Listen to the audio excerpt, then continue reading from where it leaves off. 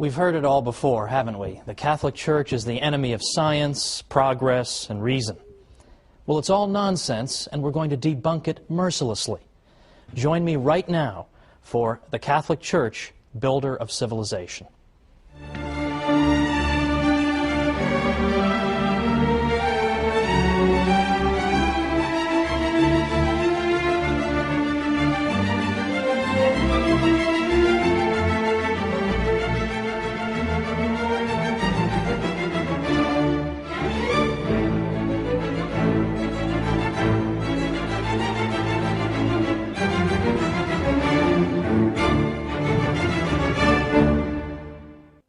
Welcome to the Catholic Church, Builder of Civilization. I'm your host, Thomas Woods. I'd like to begin this 13-program series with a fact that's fairly obvious to most of us. There's a bit of a double standard in the world when it comes to the Catholic Church.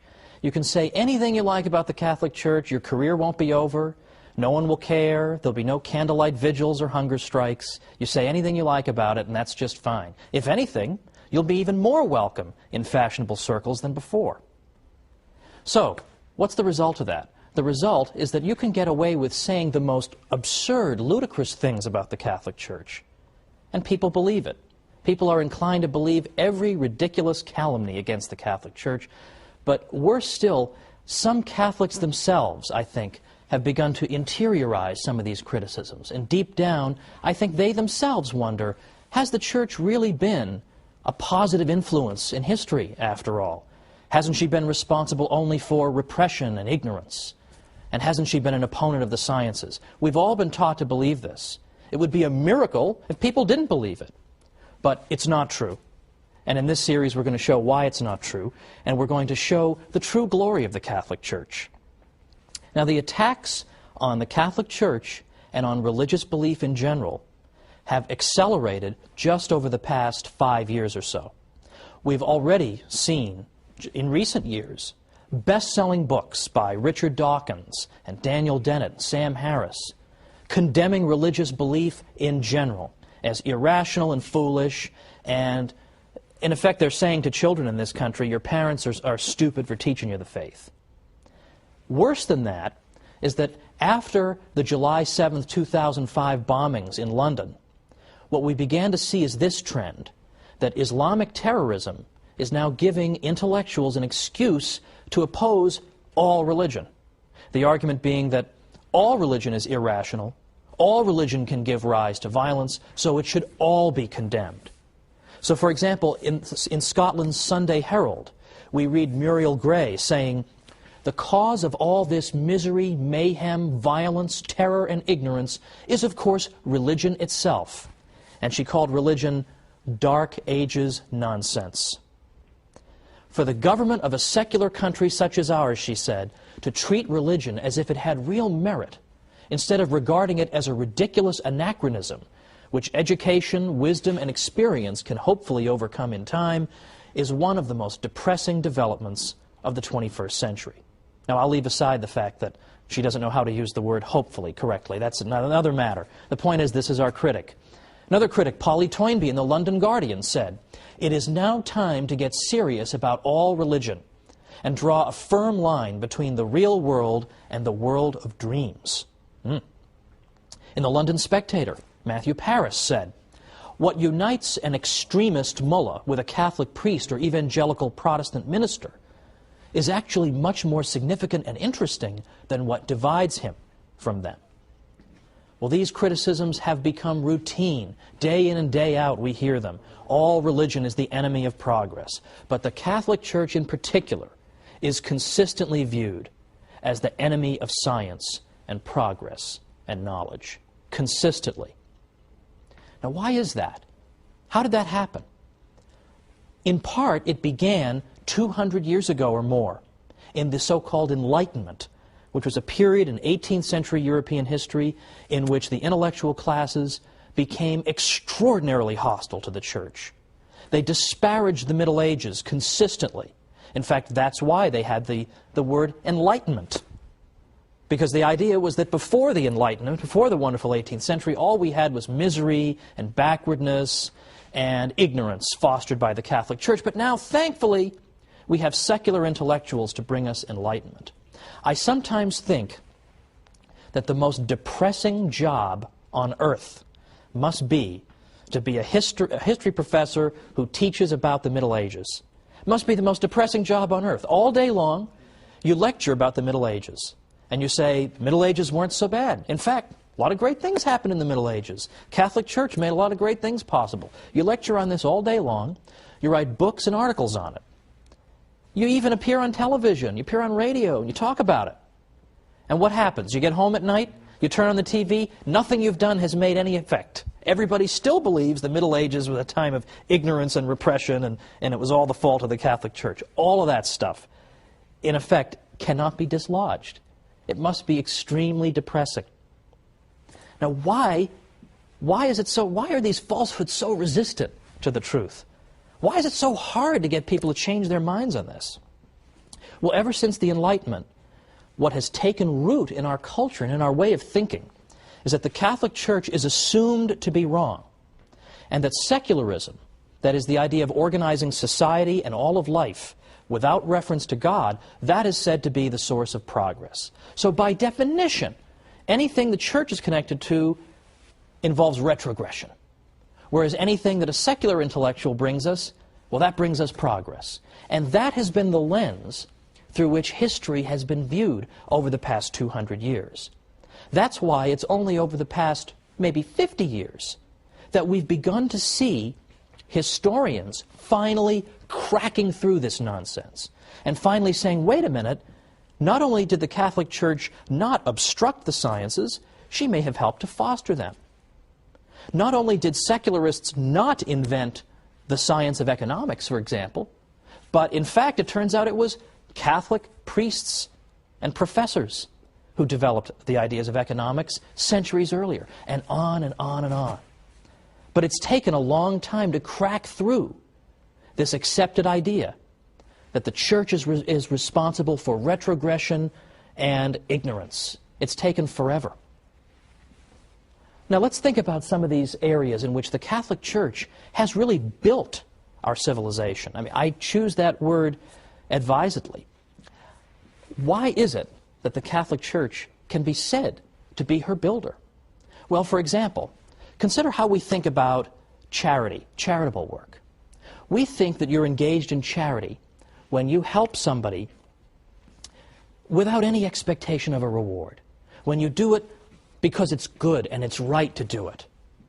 You do it because you know that in the grand scheme of things, that unfortunate person is in some sense your equal, having been made in the image and likeness of God. And so you help that person. You don't help that person because you expect 3 years down the road to revisit him and say, remember that $15 I gave you, why don't you cough it up? Or to revisit him and say, I need votes, I need some political support, why don't you come help me? We don't do it so we can tell the whole world, hey, look at what a great guy I am, I just gave that guy $10. We don't do it for those reasons. We do it out for the reasons that I gave, purely disinterested motives. Well, where do we get that idea? That idea comes from the Catholic Church.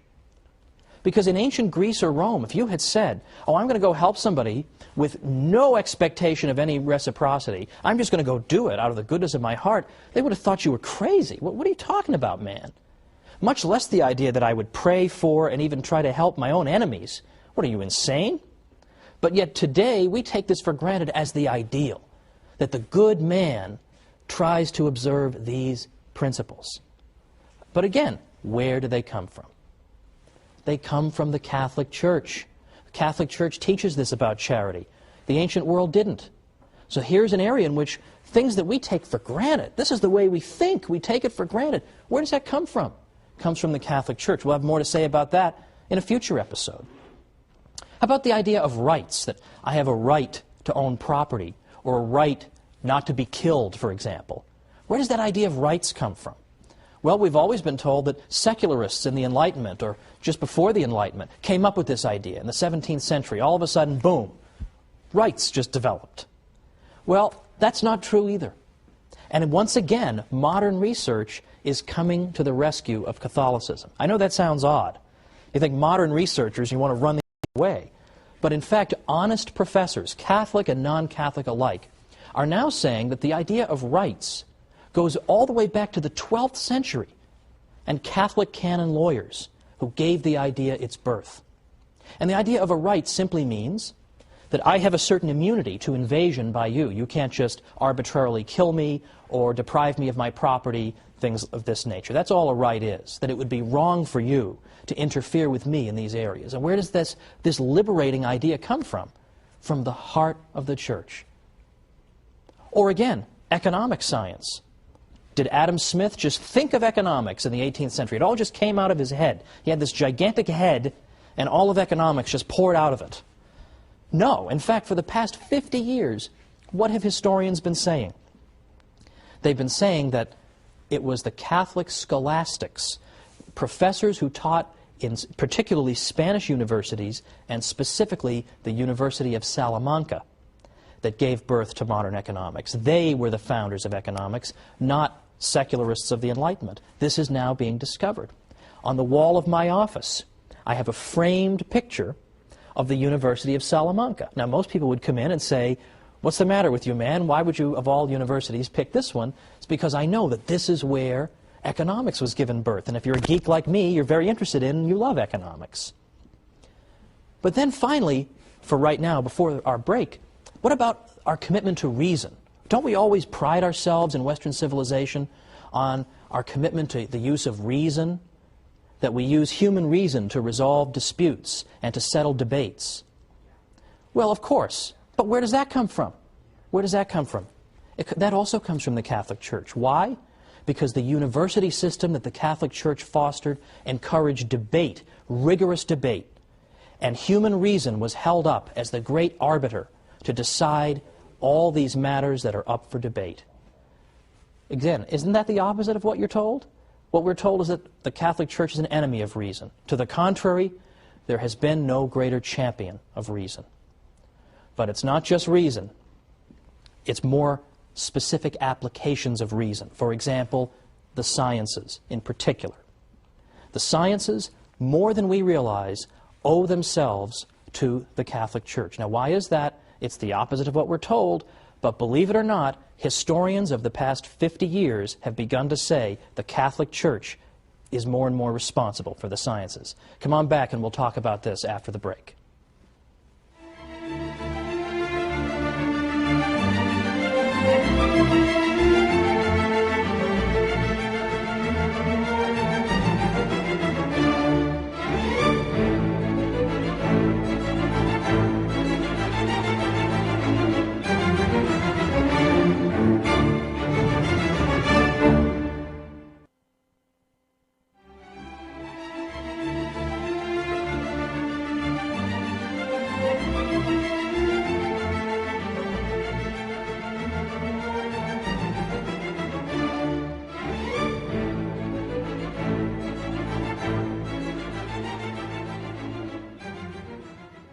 Welcome back to the Catholic Church, Builder of Civilization. I'm Thomas Woods. Before the break, we were talking about all these areas in which the Catholic contribution to our civilization has been indispensable, but in which it's largely neglected. How many of the facts that we've uncovered even up to now are covered in schools on a regular basis? Do I even have to ask that question? But I teased you a little bit with the idea of the Catholic Church as having helped to give birth to science in Western civilization just before our break here. What did I mean by that? Well, I'm going to tease you a little bit again, because by next time we're going to get into the sciences in real depth, the next 3 episodes, in fact, because here I think we have the aspect of Catholic history that is most often mangled and distorted, and most often used, I think, as a bludgeon with which to beat the Church over the head. And I want to show that this is largely without merit. What I at least want to tell you for now is that it really is true that over the past 50 years, scientists who write the history of science have begun rethinking the old arguments against the Church and said, you know what, on second thought, the Church actually did very important things. There's a reason that science took root and then was sustained for so long in Western civilization, whereas it wasn't in others. And this, it turns out, is not in spite of the Catholic Church, but in some ways because of it. Now, 100 years ago, it's true, you would have read a book by Andrew Dixon White called, that refers to the alleged warfare between religion and science in Western civilization. Today, White's book is considered almost laughable among professors. It's so out of date and so ludicrous. Today, you have professors like Edward Grant writing Cambridge University Press books. You've got Thomas Goldstein, A.C. Crombie, David Lindbergh, and many besides. And what they all agree on is that you can't just say the Church was an opponent of the sciences. To the contrary, there were aspects of Catholic thinking that were indispensable for the development of science. And we're going to get into specifically what were those. But right now, I want you to know that this old myth is being overturned by professors.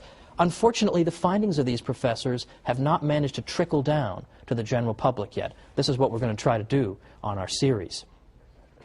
Let me give you, by the way, an example of a typical story that people have been taught to believe about the Catholic Church, and then consider why it is they so readily believed it when there isn't even a stitch of evidence for it. And here's an example that I think even many people in the viewing audience might have believed, and I myself believed. I have no reason to think otherwise. And that's the idea that Christopher Columbus, when he engaged in his famous voyages, was actually seeking in part to prove that the Earth was not flat, but rather spherical. Now, we've all heard the usual story that Columbus was warned.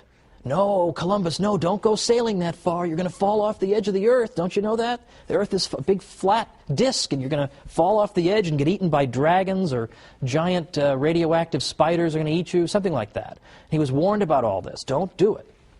Well, he did it anyway, and this goes to show how brave and wonderful he was. Now, I don't dispute that Columbus was indeed a brave and skilled navigator. But Columbus himself, were he here today, would tell you that he was not seeking to prove the Earth was spherical. Why? Because everybody already knew it. Everybody already knew the Earth was a sphere. In effect, no educated person in Europe believed the Earth was flat. That is a myth. That's an almost absurd myth. In fact, just try to go back and find anybody in the history of Christendom who believed in a flat Earth. Just look for them. If everybody believed it, that shouldn't be so hard. And yet you can't find any examples. Well, I correct myself. You can find two examples of people you've never heard of. Lactantius, for example, from the late 3rd and early 4th centuries. He had no influence on anybody, and in any event, he was speaking more allegorically than anything else. The other person who seems to have believed it was a 6th century figure named Cosmas Indicopleustes. You ever heard of him? Neither have I. And neither had anybody in Western Europe. Cosmas wrote in Greek. By the time you get to that period of time, hardly anybody in the West speaks Greek. Pope St. Gregory the Great, for instance, who was Pope from 590 to 604, already he doesn't even speak a word of Greek. So hardly anybody could have read Cosmas. He wasn't translated into Latin until 1706. So anybody who may have taught a flat Earth had an audience of about 1 or 2 people, had no influence on anybody. The fact is, everybody understood the Earth was a sphere. The reason people were reluctant to sponsor Columbus wasn't that they were afraid he was going to fall off the edge. The reason they were afraid to do it was that they thought he had very much underestimated the size of that sphere. Columbus was saying, oh, don't worry about it. It's not a very big Earth. I'll just sail right around. I'll be right back. It'll be fine. But they were saying to him, no, the Earth is several times larger than you think it is, and you're just going to starve to death. You're going to sail, and you're going to sail, and you're going to sail, and you're not going to be any land. Well, luckily for Columbus, a couple of continents managed to spring up, quite contrary to his expectation, and thankfully for him and for his crew. But that was why they didn't want him to go. It wasn't because they thought he was going to fall off the edge. Now, I realize that is so much the opposite of what you've been told. You almost think that I must be making this up, right? Sure, people believed in a flat Earth, but I promise you they didn't. And there's actually a whole book that was written to answer the obvious follow-up question. If nobody believed in a flat Earth, how did this myth ever get started? And the answer comes in a small book by a guy named Jeffrey Burton Russell. He wrote a book called Inventing the Flat Earth. And what he found was that it was a very, very tiny group of intellectuals in the 19th century who gave birth to this myth. And they did it because it made the Catholic Church look ridiculous. Because it made the Catholic Church look ridiculous.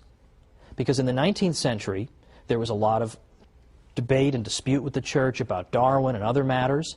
And the idea was that if we can portray the Church as being so ridiculous that it used to actually teach the Earth was flat, then we can show that she is an utterly contemptible opponent. So they invented this story to cast the church in an absurd, ridiculous light.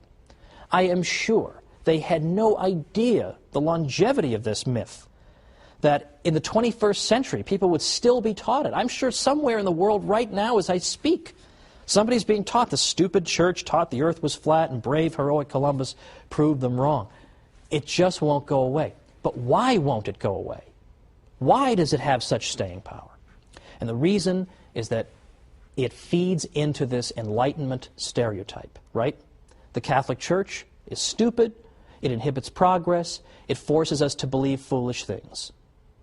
Well, that's exactly what we see in the flat earth myth, isn't it? Who could possibly believe the earth was flat? The ancient Greeks actually measured the circumference of the earth. So obviously they knew it was round. How could the foolish church think anything different? So there's a great example that can easily be overturned. But it hasn't been overturned because it serves a purpose. If you tried to invent some myth today about any famous person you could think of and say that so-and-so believed such and such, it would last for about 3 seconds. But people believe what they are prepared to believe. And people are prepared to believe the worst about the Catholic Church. So the point of the series, the point of the next 12 weeks in which I'll be joining you, is to go after not simply these little myths, but to build up an edifice to show the glories of the Catholic Church. Not simply to say, well, the Church didn't really do this, or the Church wasn't really so bad over here. We're not going to make any progress if our message is, the Catholic Church, not as bad as you thought. We need something a little more vigorous, a little more vigor in our message. We need instead to say, it's not simply the Catholic Church isn't as bad as you thought, or she didn't really teach the earth was flat. We can't win by always running around putting out fires. Nobody ever built a house by putting out fires. Fires have to be put out, it's true. But we understand that we can't build if that's what we're always doing. If we're always letting opponents of the church define the debate for us, then we're always going to be on the defensive. And it seems to me, given the state of our civilization, that it's about time that we went, shall we say, on the offensive. And we showed people all the glories of the church, and we showed them all this hidden history. So we don't have to say, oh, we're not really as bad as you think. We're far more glorious than we ourselves even realize. And we are going to be up against, well, frankly, very, very influential people in this world. I'm sure many of you remember that the European Union's Constitution excludes all mention of the Christian influence on Western civilization. How willfully blind would you have to be, surrounded by cathedrals and religious artwork and the fruits of what the church has given us? How blind would you have to be not to mention that the church had a little something to do with building this civilization? No. Instead, the European Union Constitution begins and ends with the idea that Western civilization, that comes to us from ancient Greece and Rome, and then from the Renaissance and the Enlightenment. And that 1,000-year period in between, well, I don't know what was going on. Apparently nothing much. That's the standard view, and that was the standard view many people had up until, as I say, as recently as 50 or 100 years ago. But today, any medieval historian worth his salt knows this is a whole lot of nonsense and would reject it with a laugh. But yet, the architects of the European Union exclude mention of the church or of Christ from their founding document. It isn't that they're stupid. If it were just a matter of stupidity, that would be easily overcome. We just come back with the facts and that'll be the end of it. It's that they're hostile to the church. I mean, what could be more obvious than that? Look at what the European Union is up to half the time. Do they seem like pious Catholics, most of these people? They have no interest in spreading the truth about the church. And that's why we as Catholics are under a particular obligation. We have to learn what we can about our faith. And we have to go and spread it.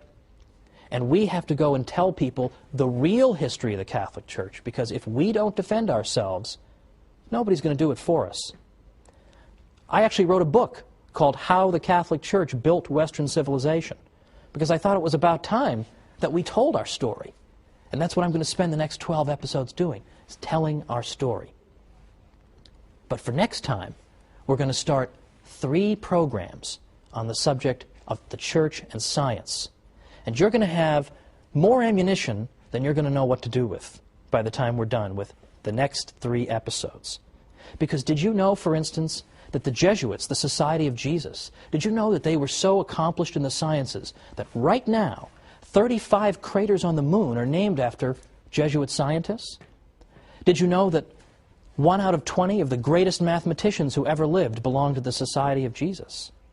Or that the Jesuits helped to found and then became the greatest practitioners of the study of earthquakes, seismology. And we can go on and on and on. Atomic theory, the study of ancient Egypt, the study of physics, and I can go on and on. There are so many ways in which the Catholic Church contributed to the sciences. So join me next time for the Catholic Church, Builder of Civilization.